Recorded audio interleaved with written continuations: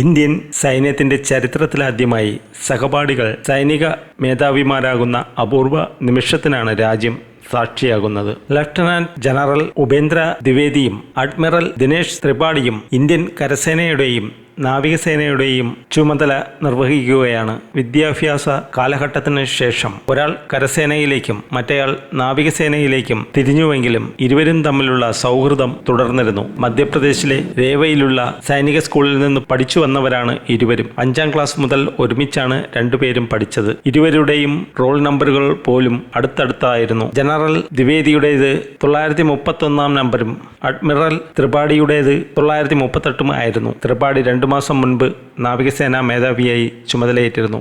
July 30 lieutenant ജനറലായി ദ്വിവേദി സ്ഥാനമേറ്റു. കരസേനയുടെ ഭാഗമായ ദ്വിവേദി ഏറെക്കാലം നോർത്തേൺ കമാൻഡറായി സേവനമനുഷ്ഠിച്ചിരുന്നു. 1964 ജൂലൈ 1 ജനിച്ച അദ്ദേഹം 20ാം വയസ്സിലാണ് ജമ്മു കാശ്മീർ റൈഫിൾസിന്റെ ഭാഗമായി നേതൃത്വത്തിൽ സേവനമനുഷ്ഠിക്കാൻ ആരംഭിച്ചത്.